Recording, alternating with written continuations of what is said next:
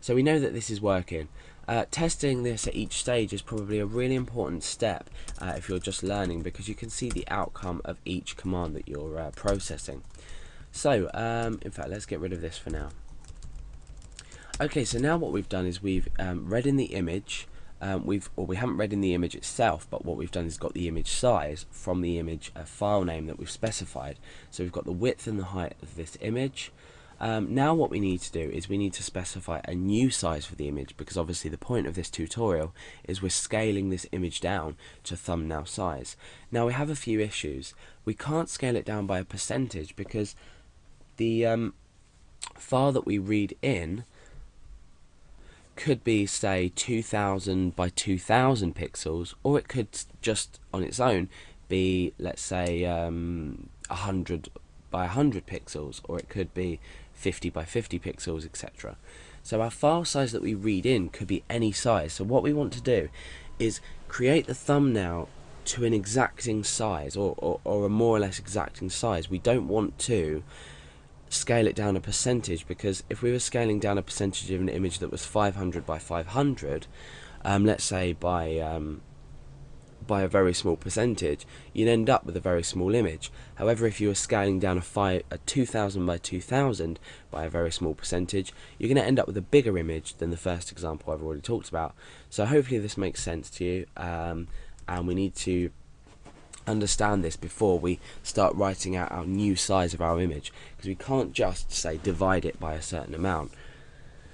Okay, so we're going to create a new variable called new underscore size, and what we're going to do in here is a few calculations that I've played around with myself to get this working. So because I'm not amazing at maths, I can't explain to you why this works or why it doesn't, or no, why what works, because it does work.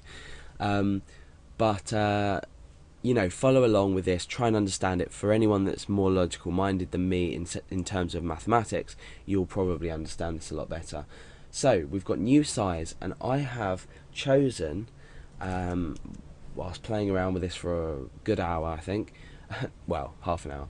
So I'm basically going to say image width, and then I added this to image height. So let's just space this out so we can see what we're doing.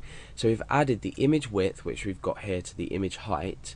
Then what we've done is we've divided that all by the image width multiplied by the image height divided by 45. So let's create some brackets so we are processing this properly. So I did image width, and then I multiplied it, and then another bracket in here, so we're multiplying this by the image height times times by 45. So we've got image width add image height divided by the image width times the image height times 45. So this operation will complete and then multiply by the image width, and these two operations in brackets will complete individually and then divide by each other. So just out of curiosity, let's go ahead and echo out this new size. Okay, so we've got the individual values here. Now let's refresh that. Okay, so we've got a massively long decimal number. There's still a few things we need to do to create the new height of the image and the new width of the image. So let's go ahead and do that now. Let's go over to context. Let's get rid of that. So that's just interesting to see what that's produced, but it does work. So now we've got new width and new height. I'm going to create two new variables, and I'm going to multiply the current width by this new size. So in actual fact, I was meant to put a divide there. So later on this is going to make sense why when we create our new width and our new height. So let's just echo this out to see what we got.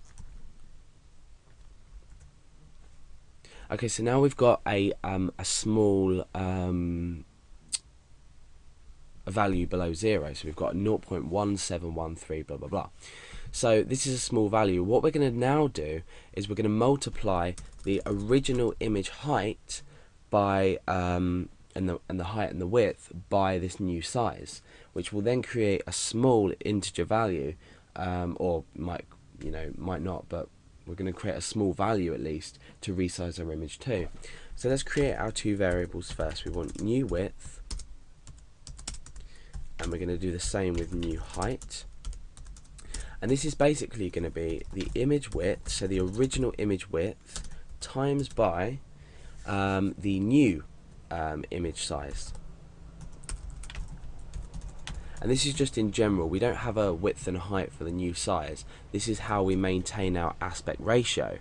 We're creating the width and the height with the original height and the width. So original width and then the original height times by this new size. So what we're doing is we're using this variable here to just scale down the width and the height. But by so what we're doing is we're multiplying it by a negative number. Oh no, sorry, 0.171 I think it was. But therefore we're keeping the aspect ratio of the width and the height. So hopefully that makes sense to you. Let's just echo this out and echo this out.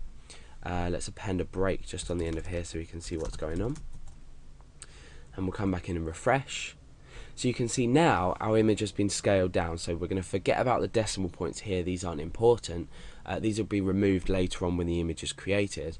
So we've now got an image 125 by 70. So 125 by 70 is obviously a maintained aspect ratio value for the original width and the height. So our new image is going to be 125 by 70, which sounds about right for a thumbnail image. So now what we can test doing, if you'd like, is test, well, I'm not going to do it in the tutorial, but test loading in with this code a really large image and see if you get around the same size back.